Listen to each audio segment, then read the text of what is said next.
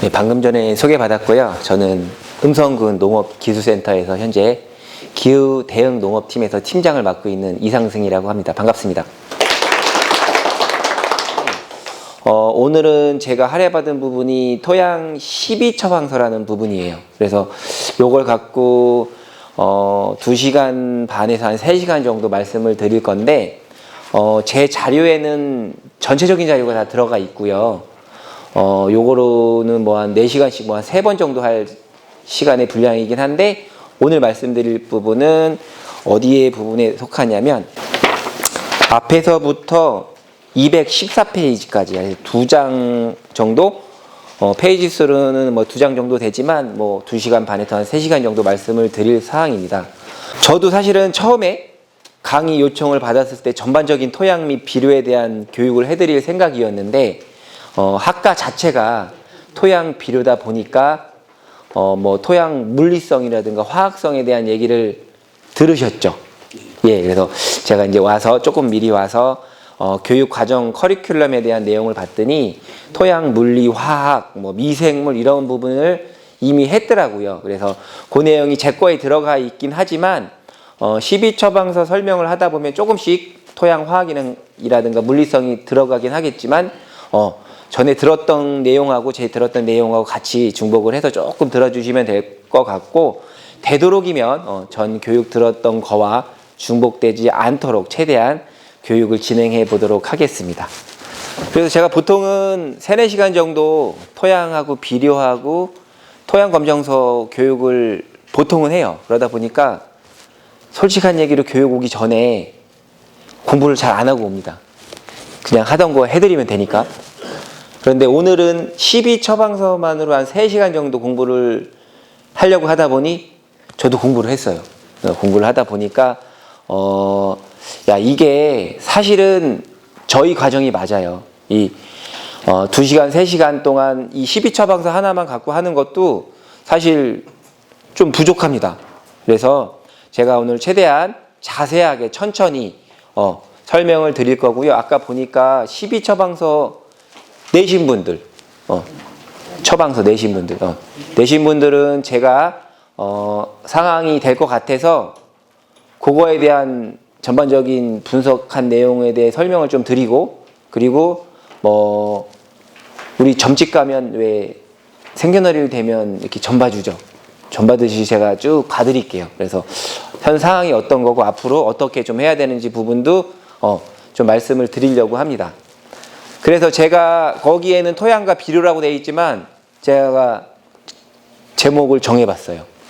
토양 건강 진단법. 우리 여기 계신 분들 보니까 연배가 다 있으신데 건강검진을 아직도 한 번도 안 해보신 분 없으시죠? 네. 이 토양도 마찬가지라는 거예요. 우리 건강 챙기듯이 토양에 대한 건강도 챙겨야 되는데, 그 건강을 챙기기 위해서는 12처방서라는 걸 발급받으셔서 해야 되는데, 그 절차에 대해 설명을 드리고, 그 진단서, 그러니까 우리 병원 갔다 오면 결과 나온 거를 볼 때 우리도 한 번씩 쳐다보죠. 내가 혈압이 높아졌나 낮아졌나, 아니면 혈당이 어떤가라는 부분을 보면서 하듯이 토양 12처방서를 받았을 때 어떻게 활용을 하셔야 되는지 부분에 대해 말씀을 드려볼게요. 저희가 건강검진을 하죠. 그죠? 그러면 건강검진 결과가 나오고, 그럼 거기에 따라 혈압이라든가 혈당이 있으면 약 처방이 나오죠. 혈압약 드시고 계신 분, 혈압약. 그죠? 이분들은 건강검진에서 혈압이 다 높았기 때문에 혈압약 처방을 받으신 거예요. 그럼 혈압약 처방만 받고 약만 먹으면 아무 문제 없이 생활하시나요? 어떡하래요? 어떡하랍니까? 매운 거, 짠 거, 식단 조절을 일부 좀 하시죠. 똑같이 우리도 토양 검정을 하고요. 12처방서라는 걸 종이로 한 장 받을 거예요. 그럼 거기에 어떠한 비료, 어떠한 퇴비, 어떠한 석회를 얼마큼씩 좀 쓰라는 얘기가 나오지만, 그거를 그대로 시행한다고 작물이 다 똑같이 크지는 않아요. 작물의 상태에 따라 어떨 때는 비료를 조금 더 줘야 되기도 하고, 아니면 병해충이 왔을 때는 그 병해충에 대한 방제도 이루어져야 되겠죠. 그래서 우리 건강검진 하듯이 토양 관리도요, 똑같습니다. 그런데 우리 건강검진 할 때 기본적인 사양에 대해서는 무료로 해드리고, 그죠? 거기에 특수 건강검진을 하려면 추가 비용이 발생을 하죠. 토양검정 관리할 때 우리 여기 12처방서 받으신 분들 센터에서 돈 받아요? 안 받죠. 무료입니다. 그렇기 때문에 주저하지 마시고 토양검정이라는 걸 반드시 좀 받으셨으면 하는 말씀을 드리고요. 이거는 제가 그동안 했던 사항이고요. 농사 지을 때 뭐가 가장 중요할까요? 농사 지을 때 날씨, 그죠? 날씨 중요하죠. 맞습니다. 날씨도 중요하고. 그 다음에 땅도 중요합니다. 아직은 제가 원하는 답은 안 나왔어요. 퇴비는 그죠? 퇴비 비료가 있죠? 맞아요. 이것도 맞는데 그거보다 더 중요한 게 있어요. 더 중요한 거. 햇빛, 날씨에 들어가겠죠? 네? 뭐가 있을까요?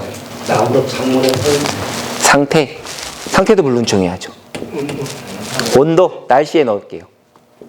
또 아직 안 나왔어요. 아주 간단해요.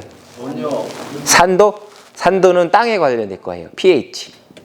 이제 이거를 토양 화학이라고 합니다. 중요함이죠. 그런데 아직도 안 나왔어요. 마음. 야, 마음은 제가 10년 만에 처음 들어보는 답이에요. 근데 마음에 와닿네요. 맞습니다. 마음도. 얼마나 내가 우리 작물한테 마음을 줄 것이냐. 이런 얘기 들어보셨죠? 작물이 뭐 듣고 커요? 주인 발자국 소리. 마음 맞아요. 그런데 사실 제일 중요한 건 이거죠. 아니라고 생각하시는 분. 맞죠? 아니에요?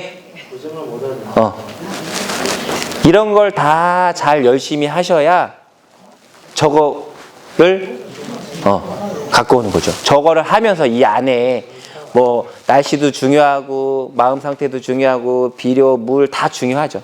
하지만 결국은 저거를 우리는 목적하는 바가 사실은 가장 좀 크다고 할 수 있어요. 저는 여기에 서서 이렇게 여러분들하고 같이 대화를 하고 교육을 하고 있을까요? 저도 저것 때문에 그런 거예요. 저도. 큰 애가 이제 초등학교 2학년이 됐고요. 작은 애가 올해 유치원에 들어갔어요. 큰 애가 학원 태권도하고 미술학원 다니는데 학습지 한 2개 하고 아시죠? 자녀분들 이제 여기 분은 아니고 그죠? 손주분들 저도 이것 때문에 여기 있는 거예요. 사실은 이런 걸 다 열심히 하고 잘해서 저거를 목적하고자 하는 거고, 그렇다면 농작물이 이상이 있어요. 키우다 보면 병도 나고 잘 크지도 않죠. 그럼 우리 어떡합니까? 제일 먼저 하는 거. 농약이나 비료를 쳐야 되겠죠. 병이 걸렸으면 약을 쳐야 되고, 작물이 잘 크지 않으면 비료를 주게 되죠. 근데 결국 이건 뭐예요? 돈이 들어가는 거예요. 그죠? 근데 우리가 작물을 튼튼하게 잘 키워 놓으면 이런 게 안 들어가겠죠. 그래서 제가 아니면 전에 들었던 강사님 또는 앞으로 들었던 강사님 그리고 여기 계시는 우리 모든 분들은 하고자 하는 건 이거예요. 토양 관리를 잘해서 그죠? 작물이 튼튼하고 농약 비료 사용량을 줄일 수 있다면 뭐예요? 농산물이 좋아질 것이며, 농산물이 좋아지면 어때요? 가격도 잘 받았겠죠. 그리고 그 농산물을 먹는 우리도 가족도 그걸 가져가서 먹는 소비자들도 건강해지고 좋겠죠. 그래서 거기에 시작의 출발점은 어디 있나? 우리가 지금 하려고 하는 토양과 비료에 있는데 저는 사실은 토양이라고 봅니다. 그리고 우리가 알다시피 산에 아무것도 주지 않고 아무 노력을 하지 않아도 나무들은 너무너무 잘 크죠. 그죠? 그런데 우리가 재배하는 농경지 내에는 왜 비료라는 걸 꼭 투입을 해야 한다고 하고 할까요? 왜? 많은 걸 뽑아내기 위함이에요. 그죠? 그래서 우리 인생처럼 기브 앤 테이크예요. 많이 주면 많이 받는 거예요. 그런데 그동안에도 계속 들었겠지만 그 적정 수위 범위치를 너무 넘어서 과욕을 부리다 보면 토양화학 시간에 얘기를 했을 거예요. 이 씨가 높아져서 작물이 시들고, 아니면 너무 뭐 도장이 된다거나, 아니면 식물체가 약해져서 병균이 침입한다거나, 이런 부분이 발생을 하기 때문에 토양 관리를 잘한다는 것 자체에는 아주 많은 내용이 포함되어 있다는 거죠. 토양 관리를 잘하는 것 자체가 이거예요. 땅 관리 잘하는 거고요. 물 관리 잘하는 거고, 퇴비, 비료 관리 잘하는 거예요. 온 세상에 공평한 건 뭘까요? 날씨. 날씨를 극복하기 위해서 우리가 하고 있는 건 뭐예요? 네, 맞습니다. 그래서 우리가 시설로 갖고 들어가는 거예요. 제가 사실은 오늘 여기 1시 10분에 도착했어요. 센터를 들어올까 하다가 제가 어디서 왔죠? 음성에서 왔습니다. 음성의 주 장목 뭔지 아시는 분? 응? 수박. 그 다음에 복숭아. 고추. 이렇습니다. 영동의 주 장목은 뭐죠? 포도, 복숭아, 자두, 곶감. 음성하고요, 영동하고 딱 10분만 차로 달리면요, 딱 하나가 틀려요. 음성에는 비닐하우스가 많고요, 영동에는 과수원이 많아요. 그래서 제가 복숭아는요, 시설이 그렇게 많지 않습니다. 나무 자체가 좀 크고요. 그렇기 때문에 과수원 시설이 별로 없어요. 그런데 여기 영동, 옥천은 노지 과수가 상당히 많죠. 그래서 비가림도 많이 해놓고 유인 시설도 상당히 다양해요. 그래서 제가 이 한 바퀴 삥 돌면서 자두, 복숭아, 포도 이런 시설물 구조 보고 왔어요. 보다가. 그래서 날씨는 다 똑같지만 이거를 극복하기 위해서 계속해서 우리 시설이 들어가고 있어요. 그리고 제가 현재 어느 팀의 팀장을 맡고 있어요? 기후 대응 농업 팀장을 맡고 있습니다. 그러다 보니까 기후에 대응하기 위해서는요, 일단 노지에서 재배하던 과수는 비가림이 필요하고요. 그 다음에 비닐하우스가 이제 토양 강인데 이제 다른 거로 갔지만 다 아셔야 될 사항이기 때문에, 예전에 비닐하우스의 가장 큰 목적이 무엇이었을까요? 비닐하우스. 비닐하우스에서 수박을 키우는 이유가 뭘까요? 노지에서 안 키우고. 수확물 많이. 비 안 맞으려고. 비 안 맞으려고 한 거예요. 그 다음에 온도는 높이려고 할까요? 낮추려고 했을까요? 높이려고 했죠. 4월 초 수박을요, 우리는요 2월 15일부터 심어요. 2월 15일. 노지에 2월 15일 날 정식이 가능해요? 불가능해요? 불가능하죠. 그래서 하우스를 씌우고요, 저희는 4겹을 씌웁니다. 하우스가 하나 있고요, 그 안에 터널이 하나 있고요, 부직포가 하나 있고요, 비닐이 하나 또 있어요. 그래서 비닐하우스의 첫 번째 목적은 비를 막고 온도를 높이기 위함이었는데, 요즘의 비닐하우스의 가장 큰 문제점이 뭘까요? 여름철에 고온. 고온 때문에 문제예요. 요즘에 제가 가장 관심 있는 부분이 비닐하우스에서 온도 내리는 거, 그리고 노지에 어떻게 하면 최대한 적은 돈으로 비를 막아줄 것이냐. 수확 때쯤 돼서 비 오면 열과 엄청나죠. 이게 땅 속에서 물을 먹어서 터질까요? 과일이 비를 맞아서 터질까요? 똑같이 터지는 거예요. 먹어서도 터지고 맞아서도 터지지만 그 비중은 맞아서 터지는 게 더 심각한 거예요. 그래서 제가 1시간 정도 시설을 보고 오면서 이 날씨를 어떻게 극복할 것인가, 그래서 요거에 대한 고민을 좀 많이 하고 있고요. 그래서 우리가 토양을 하기 위해서는 아마 이게 저희 과정 전체적인 커리큘럼에 다 들어가 있을 거예요. 보면 토양화학 여기 있죠. 그러니까 제가 전체적으로 4시간 동안 기본적으로 해주는 교육인데, 오늘 할 건 요거 한 부분. 그래서 아마 토양 화형 하셨고요. 토양 물리는 여기에 들어갈 거예요. 큰 흙이 있고 작은 흙이 있어서 물이 잘 빠진다, 안 빠진다 이런 거 그죠? 그게 여기 들어가는 거예요. 토양 생성과 광물. 그래서 토양 물리는요 사실 지형적인 특성을 가장 많이 탑니다. 아까도 말씀드렸지만 우리 이쪽 영동 옥천 쪽에 과수를 많이 하는 첫 번째 이유는 뭐냐면요. 평평한 땅이 없어요. 그러다 보니까 논농사가 적고요. 그러다 보니까 평지를 만들려면 개량 비용이 많이 들고 하다 보니까 경사지에서 할 수 있는 작목이 과수. 과수는 물이 잘 빠져야 돼. 그러다 보니까 과수를 선택하게 되는 거고요. 그게 이제 토양 물리라든가 지형에 대한 얘기고, 그 다음에 화학 이런 것도 이 어떤 돌멩이 물리 시간에 배웠을 건데요. 어떤 모양, 그러니까 이 지형, 제주도 가보셨죠? 제주도의 흙 색깔은 검정이에요, 빨강이에요?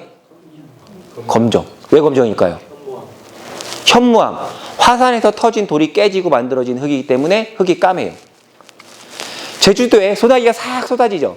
15분 지나면 땅이 뽀송뽀송해요, 질어요? 뽀송뽀송하죠. 왜? 아까 얘기한 현무암이라는 것 자체는 그 돌멩이 안에, 흙 안에 구멍이 많아요. 그러다가 물이 쭉쭉 빠지죠. 근데 이쪽은 제주도보다 물이 잘 안 빠지죠. 그죠?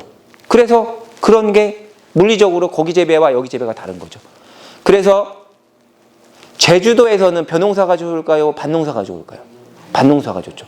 그래서 제주도에서 많이 생산되는 농산물이 뭐가 있어요?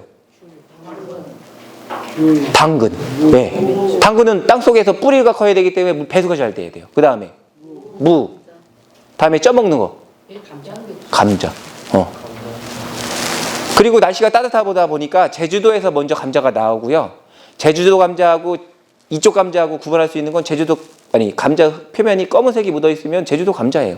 그래서 그 감자가 떨어지고 나면 육지 감자가 나오는 겁니다. 그런데 굳이 제가 제주도 가서 벼농사를 할 이유가 있을까요? 없는 거예요. 그래서 이 토양 검정이라는 걸 받으면 그 지형에 맞는 작목이라든가 제주도에서 벼농사 해도 돼요. 근데 무척 힘들겠죠. 그래서 되도록이면 경제성 있는 작물을 재배해야 된다. 그 다음에 영양 성분별 기능이라는 게 이제 작물 재배 쪽이에요. 양분이 식물체 내에서 어떤 기능을 하는지 그거에 대한 내용, 그리고 비료에 대한 내용을 아마 보니까 2번 잡혀 있는데 제가 아주 잘 아시는 분이에요. 현해남 교수님이라고 저한테도 스승님이십니다. 원래 제주대학교에서 근무를 하시다가 아마 정년을 이제 하시고 프리랜서이시긴 하는데 집이 제주도세요. 저희도 섭외를 좀 하고 싶은데 잘 섭외하기 어렵습니다. 그래서 그 2시간 동안 아마 아주 많은 얘기를 들으실 건데 제 내용에도 사실은 들어가 있는 내용이긴 한데 그때 할 거니까 오늘 하지는 않을 거고, 그거에 대한 내용, 그다음에 물 관리 여기 있죠. 토양, 물 아까 나왔죠. 그다음에 밭 토양, 시설 재배지 토양. 시설 재배지 토양은 뭐냐면 토양 화학하고 연결이 됩니다.